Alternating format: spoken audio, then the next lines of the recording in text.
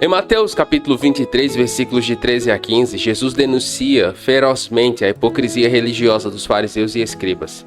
Esses versículos são um poderoso alerta para todos nós, especialmente para aqueles que estão em posição de liderança espiritual. Jesus, com santo rigor, expõe como esses líderes fechavam o reino dos céus para os outros, exploravam os vulneráveis e transformavam novos convertidos em ainda mais corrompidos. Você já parou para pensar como a hipocrisia pode estar enraizada em nossa vida espiritual? Como nossas ações podem estar afastando outros do verdadeiro caminho da vontade de Deus? Esta mensagem não é apenas uma exposição bíblica, é um chamado urgente à reflexão e à transformação pessoal. A cada versículo vamos analisar lições fundamentais e práticas para o nosso dia a dia, que podem moldar nossa jornada de fé de maneira profunda e duradoura. Não perca nenhum detalhe, pois, ao final, você terá uma nova perspectiva sobre sua própria vida espiritual e sobre como podemos verdadeiramente seguir o exemplo de Jesus. Este é o momento de confrontar a hipocrisia e abraçar uma fé autêntica e transformadora. Mas antes de continuar, não esqueça de deixar o like, se inscrever no canal e ativar todas as notificações para não perder nenhuma das nossas mensagens. E fique comigo até o final, porque há uma palavra de Deus para você.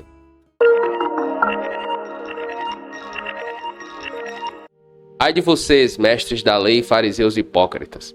Vocês fecham o reino dos céus diante dos homens. Vocês mesmos não entram, nem deixam entrar os que estão tentando. Aqui, Jesus acusa os fariseus e mestres da lei de serem obstáculos para aqueles que buscam entrar no reino dos céus.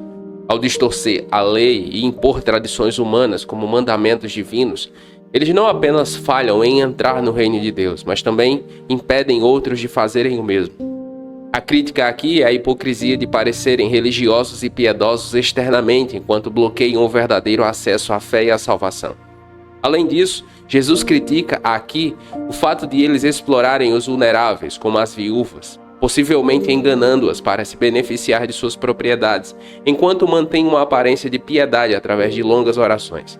Isso reflete uma condenação da exploração dos pobres e uma advertência de que a justiça divina é mais severa para aqueles que abusam de sua posição religiosa para fins egoístas. Jesus condena os esforços dos fariseus em converter pessoas ao judaísmo. Ele critica não apenas a energia que eles dedicam para ganhar um único convertido, mas também o resultado dessa conversão. Ele deixa claro que esses novos convertidos ao judaísmo se tornam ainda mais corruptos e condenados do que os próprios fariseus. Esse ensino destaca a irresponsabilidade de ensinar e impor regras que desviam as pessoas do verdadeiro entendimento e prática da fé. É importante dizer que o verdadeiro ministro do Evangelho busca o reino de Deus em sua vida. Isso é uma prioridade para ele. E em 1 Timóteo, capítulo 3, versículos de 1 a 7, o apóstolo Paulo fala sobre isso, dizendo: se alguém deseja ser bispo, isto é, o pastor, deseja uma nobre função. É necessário, pois, que o bispo seja irrepreensível, marido de uma só mulher, sóbrio, prudente, respeitável, hospitaleiro e apto para ensinar. Não deve ser apegado ao vinho, nem violento, mas sim amável, pacífico e não apegado ao dinheiro. Ele deve governar bem sua própria família, tendo os filhos sujeitos a ele com toda a dignidade, pois, se alguém não sabe governar sua própria família, como poderá cuidar da igreja de Deus? Não pode ser recém-convertido para que não se ensoberbeça e caia na mesma condenação em que caiu o diabo. Também deve ter boa reputação perante os de fora para que não caia em descrédito nem cilada do diabo.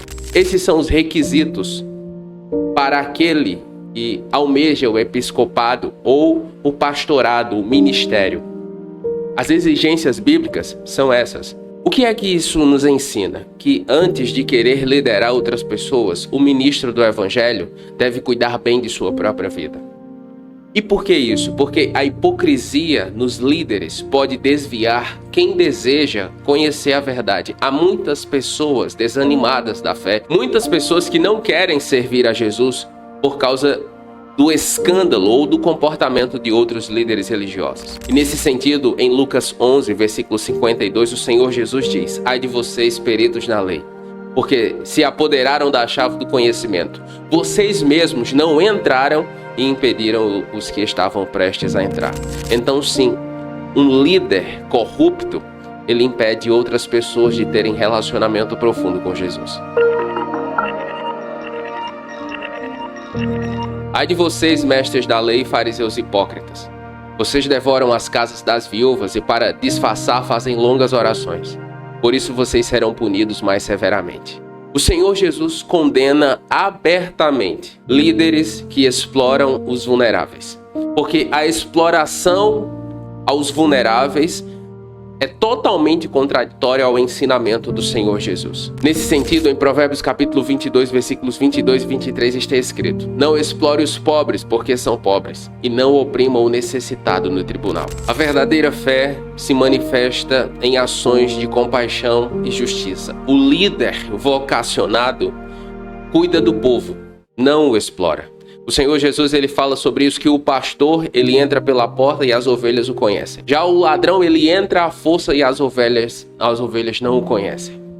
O líder vocacionado, ele tem um coração voltado para as necessidades das pessoas. E nesse sentido, Tiago capítulo 1, versículo 27 diz o seguinte: a religião que Deus, nosso Pai, aceita como pura e imaculada é essa: cuidar dos órfãos e das viúvas em suas dificuldades e não se deixar corromper pela corrupção do mundo. É importante também ter em mente que a punição é proporcional à hipocrisia dos atos praticados. E nesse sentido, eu penso muito na coragem que os falsos profetas têm.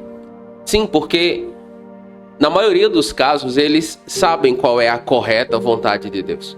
Eles sabem sim o que deveriam ensinar, mas eles têm a coragem de ensinar o erro de forma consciente.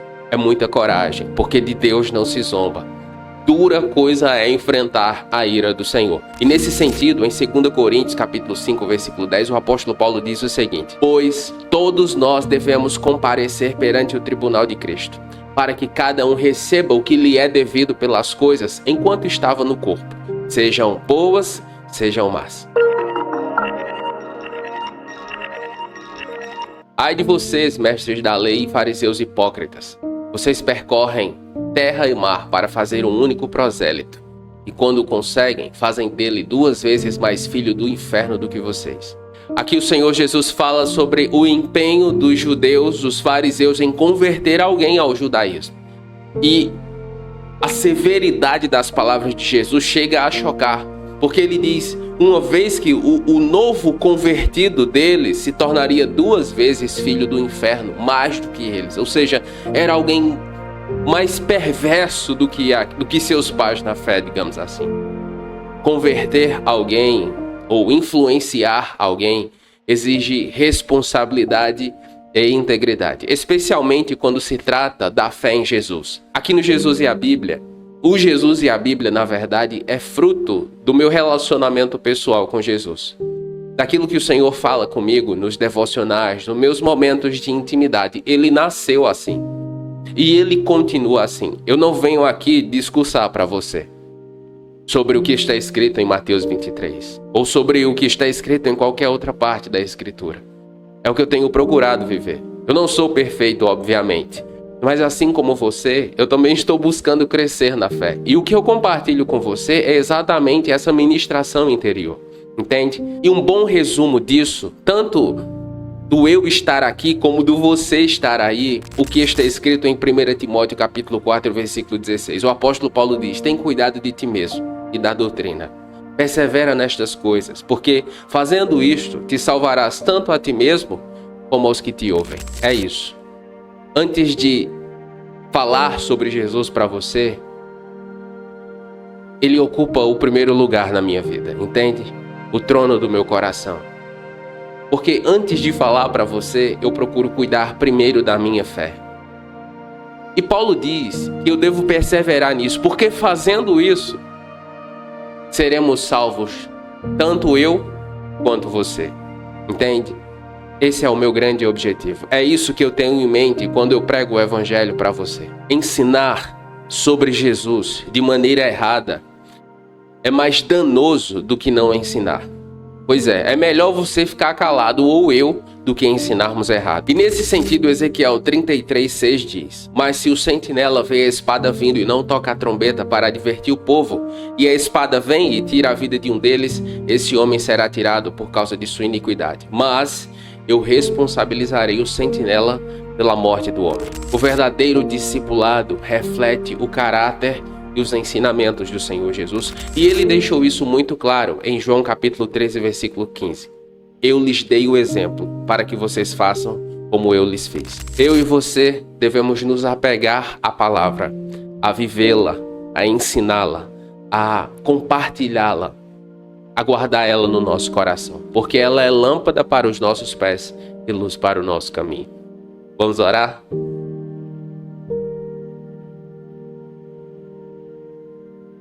Pai Santo, nós lhe damos graças por sua palavra que nos guia e ilumina. Ao refletir nela, pedimos que o Senhor revele qualquer hipocrisia que haja em nossos corações. Ajude-nos a viver uma fé autêntica que não apenas fala de amor, mas o demonstra através de nossas ações. Senhor, que não sejamos obstáculos para aqueles que buscam teu reino, mas, pelo contrário, sejamos portadores da tua luz, abrindo caminhos para todos aqueles que te procuram. Dá-nos sabedoria e humildade para liderar com integridade, cuidando dos vulneráveis e promovendo a justiça. Ajuda-nos a ser exemplos vivos de teu amor e verdade, guiando outros a uma verdadeira comunhão com o Senhor. Que nossas vidas reflitam a pureza e sinceridade do teu chamado, e que possamos transformar corações, não pela nossa força, mas pelo poder do teu Espírito Santo. Nós oramos assim, crendo em nome de Jesus. Amém. Qual foi a parte dessa mensagem que mais falou com você? Me diga nos comentários. E se você quer saber por que os melhores líderes não estão necessariamente no palco, assista ao vídeo que vai aparecer na tela. Nos comentários, faça o seu pedido de oração e nós vamos orar com você. E se você ficou comigo até aqui, escreva aí nos comentários: santifica o meu coração, Jesus. E eu vou saber que você ficou comigo até o final. Eu oro para que Deus abençoe a sua vida e até a próxima.